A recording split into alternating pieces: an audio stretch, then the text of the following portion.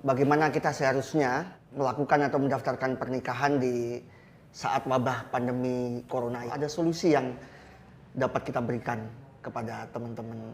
Instruksi Kapolri itu sudah sangat jelas bahwa tidak ada kegiatan kerumunan. Dia pasang tenda besar dan lain sebagainya. Itu penghulu boleh pulang lagi. Pernikahan bisa tetap dilaksanakan, namun mengikuti protokol COVID-19. Yang belum terdaftar kita himbau untuk ditunda. Oh iya, betul. Iya, kita ada kekhawatiran lah. Kita selalu membacakan Fatihah untuk keselamatan kita semua. Dari wabah COVID-19 ini.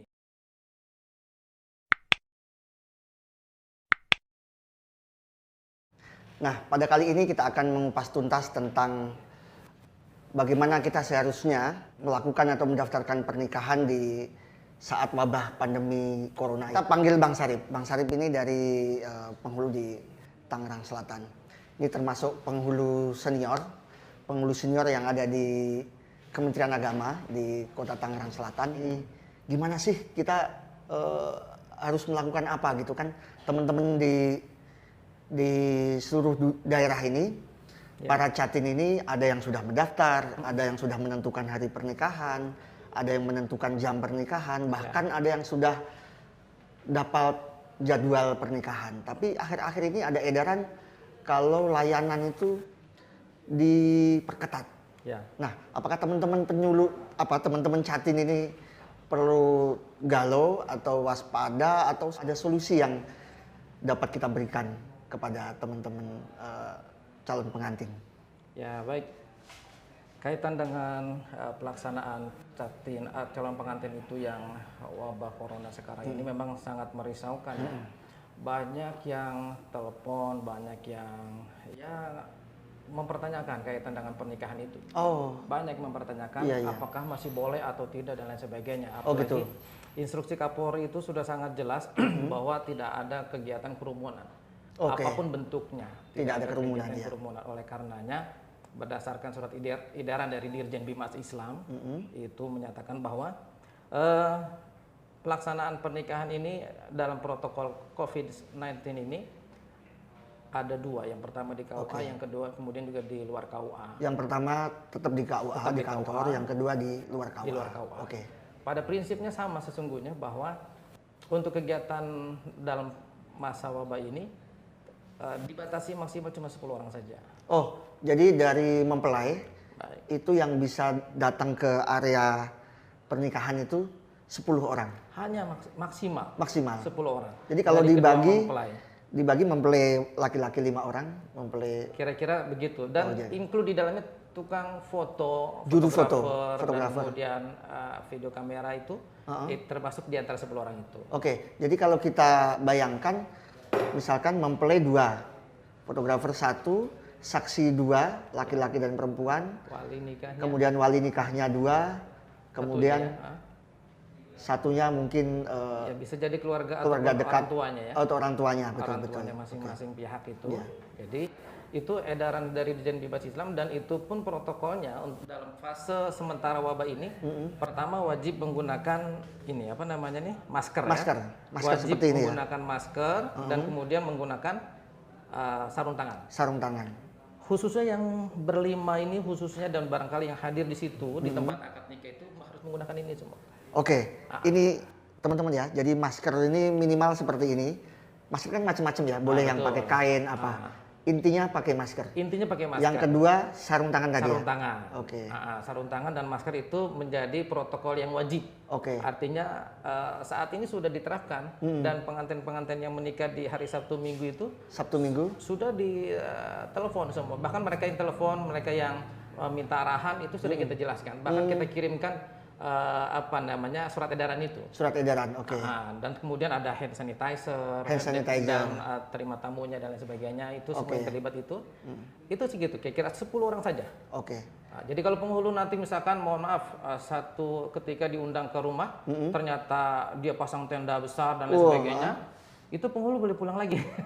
Jadi artinya penghulu hanya dibatasi. Kita sudah telepon mereka, tidak boleh banyak-banyak. Jadi kalau jangan coba-coba melanggar peraturan protokol pencegahan COVID-19 ini. Kalau sampai mempelai ini membuat tenda dan mengundang banyak orang, gitu, ya. penghulunya bisa langsung pulang. Ini Bisa bahaya. Nikah bisa batal. Tidak sesuai dengan surat edaran. Tidak sesuai dengan surat edaran. Daripada nanti dibubar paksa oleh polisi. Oke, ya.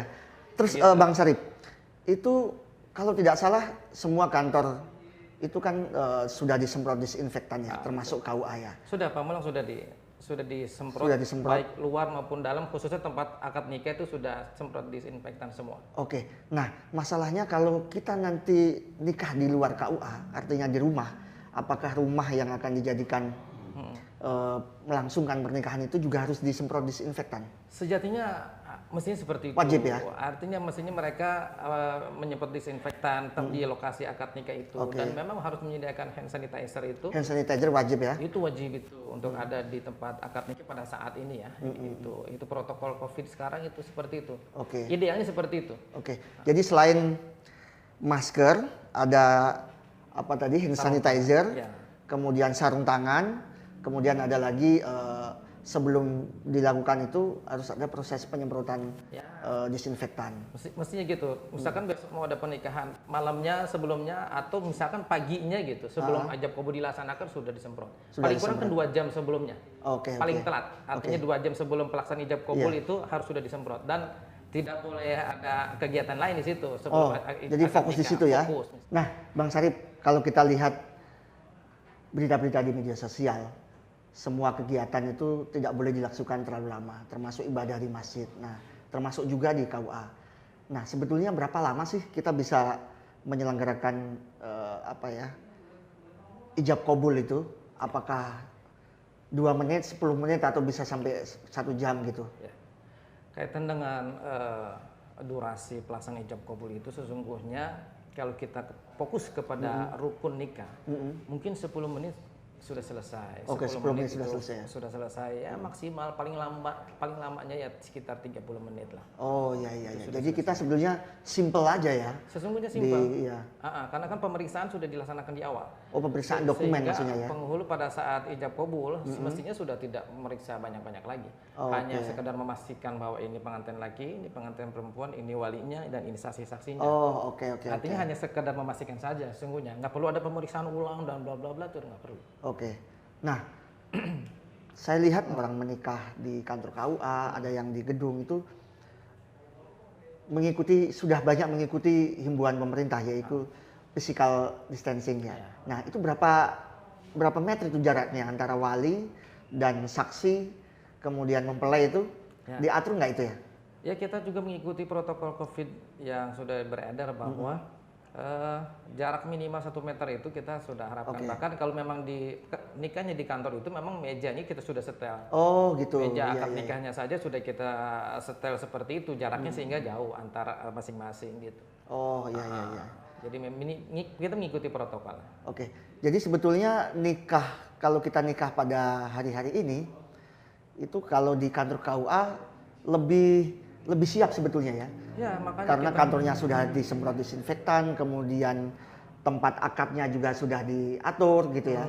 Jadi masyarakat tidak perlu risau gitu. Nah, Bang Syarif, saat ini di tengah pandemi corona, sudah direncanakan tahun kemarin 2020 dia akan menikah di bulan April misalkan, tapi tiba-tiba ada wabah ini. Apakah harus berhenti? Kan kasihan juga. Nah, kalaupun dia tetap melaksanakan nikah, itu kan harus mengikuti protokol COVID itu ya. Nah, mungkin Pak Syarif bisa memberikan himbauan-himbauan pada teman-teman yang mau nikah. Misalkan begini, adakah yang selama ini dia ngotot mau menyelenggarakan resepsi misalkan? Apa pesan-pesan kepada Catin dari Bang Syarif? Himbauan saya kepada calon pengantin yang pertama, kalau dia sudah terdaftar, maka nggak usah khawatir, nggak usah risau, pernikahan bisa tetap dilaksanakan, namun mengikuti protokol COVID-19.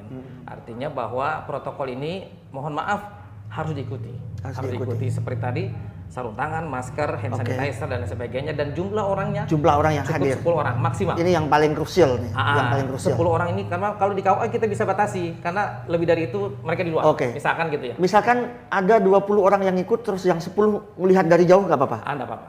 pakai teleskop atau apa nggak apa-apa? Dari jauh nggak apa-apa. Yang penting tadi itu social distancing itu tetap dilaksanakan. Ya, okay. Jadi jarak mereka juga tidak boleh terlalu dekat. Terlalu dekat, oke. Itu untuk yang sudah terdaftar. Oke. Yang belum terdaftar kita himbau untuk masa ini mungkin kita himbau untuk ditunda. Ditunda. Kalau tidak ada mendesak. Ya. Nah, Bang Syarif, wabah corona ini kan datang kira-kira Januari, Februari ya. Kalau di kita kan serunya itu Februari, Maret ya, sampai sekarang. Nah, selama musim corona ini sudah menikahkan berapa kali? Atau yang pakai protokol COVID itu? Ya, sesungguhnya kita memulai pada saat tanggal belasan di bulan Maret kemarin. Baru belasan bulan Maret itu berdasarkan surat edaran itu dari Dirjen Bima Islam itu, dan banyak juga sesungguhnya. Contoh misalkan hari Jumat itu kita nikahin ada 4 pasang. Hari Sabtu Jumat Minggu kemarin. Jumat saja. Jumat. Satu orang penghulu di Pamulang. Sabtu Minggu tanggal muda. Itu agak banyak tuh pernikahan. Banyak ya.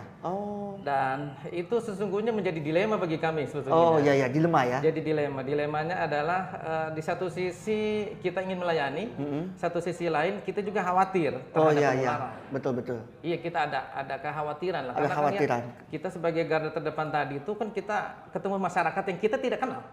Background mereka dari mana? Mereka habis ketemu siapa?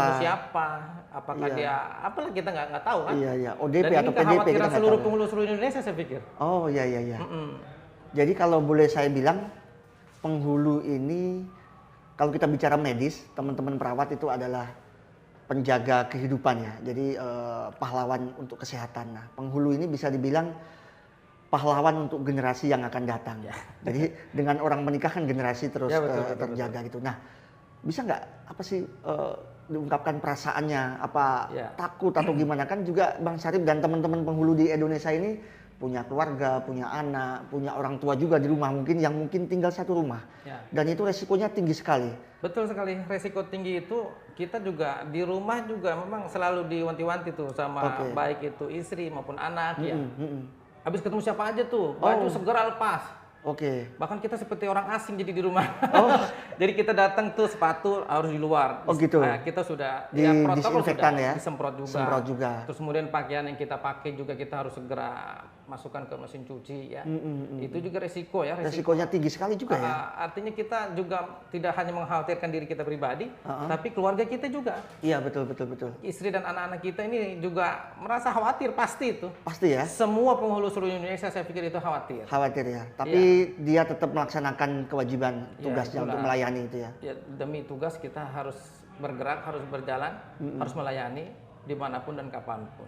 Nah, dalam kondisi seperti itu, Bang Syarif dan mungkin penghulu di seluruh Indonesia, apa sih harapan, mungkin perhatian khusus dari pemerintah atau ada perlakuan khusus? Kalau teman-teman medis kan dapat, saya nggak tahu, yang viral itu tunjangan segala macam, apa teman-teman penghulu juga berharap seperti itu? Itu artinya bahwa secara hati kecil pasti semua penghulu berharap seperti itu, karena kita tidak berada dalam situasi yang normal. Kita berada dalam situasi yang luar biasa. Tanggap darurat bahasanya seperti itu. Betul.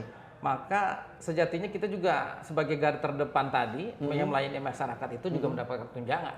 Itu harapan kita dari para penghulu. Artinya memang resiko ini juga lumayan karena setiap kita pulang itu kan semuanya harus cuci dan sebagainya. Setiap hari. Belum lagi kita kekhawatiran terhadap di perjalanan, perjalanan yang dekat, yang jauh, di perjalanan itu kan kita juga nggak bisa lihat. Kalau kita lihat kan teman-teman penghulu ini ada yang bertugasnya itu sampai puluhan kilo ya. Ada yang seperti itu. Risiko-risiko perjalanan.